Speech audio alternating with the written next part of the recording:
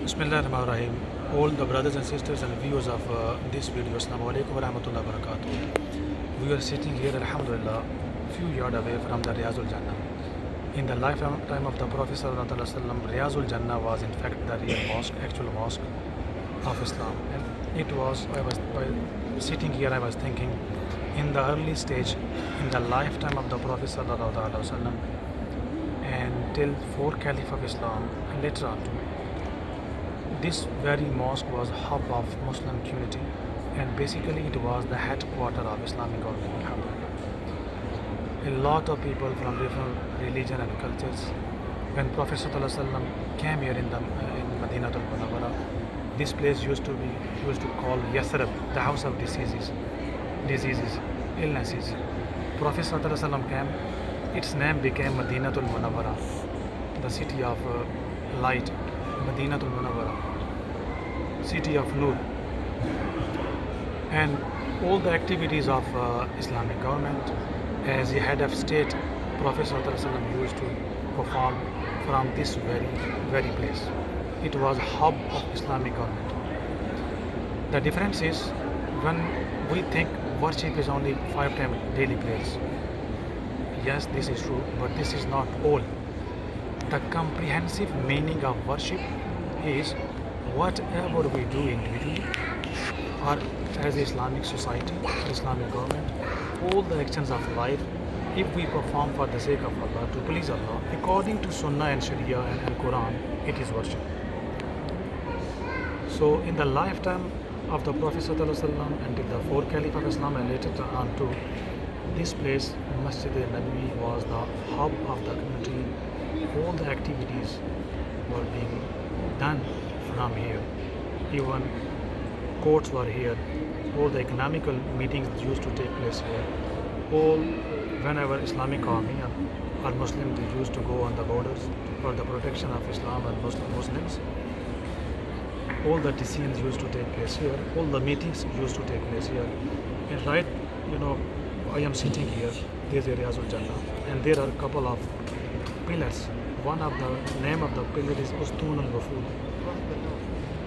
Delegations used to come, and Prophet ﷺ used to meet and greet with them and used to preach Islam and present Islam to them too.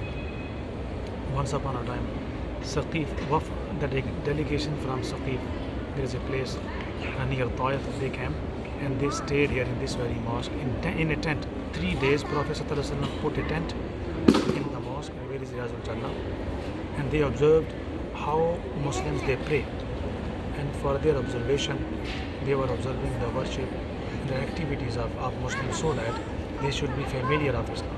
Subhanallah. Once upon a time a Christian delegation came, and they said they want to pray, they want to worship according to their culture and their faith, and Prophet ﷺ permitted them to pray. Many other examples are here. Prophet ﷺ in lifetime, when Islam was early stages, propagated Islam. This very place, it was not only a place for prayers, it was the hub of the community. And this is the actual Islam. This is the real Islam. Mosque is always hub of the community. There are many other examples are in my mind, according to Sahih Bukhari, Sahih Muslim, Sunan Nisa'i, Imam Bahaqi, Tabaqat ibn Sa'ad, many other commentators, Tafsir ibn Kasir, many big scholars, they have mentioned many things and many examples. How Prophet ﷺ was rahmat and merciful, and how Islam was propagated because of their greatest morals and attitudes and behaviors, and how Muslim they tolerated other religions.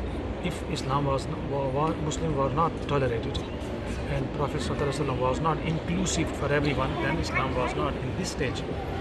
So early stage of Islam, Madinatul Munawwara, if you study history, Prophet ﷺ faced in Makkatul Mukarramah Mushrikeen.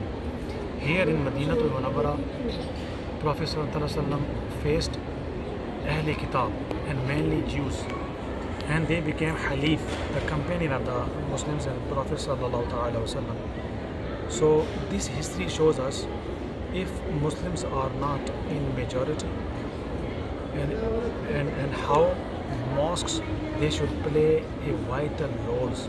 And in the lifetime of the Prophet ﷺ, like at the moment I cannot mention exact the hawalajat, but I am thinking in future, inshallah, I will write, if Allah Almighty gives me tawfiq, a book on this, how early ages, early stages of Islam in the lifetime of the Prophet ﷺ and the lifetime of the four caliphs of Islam, how this mosque and all the other mosques they played a vital role, and how Muslims were inclusive. It is lack of knowledge.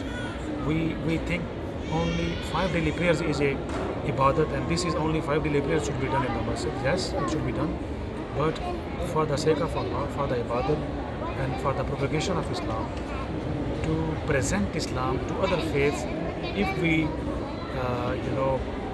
open up our places of worship, our mosques within dignity and having respect, this is also part of Islam. Like this very place, Prophet Mosque, if you study history, early stage history, and I mentioned those many activities that used to took place here.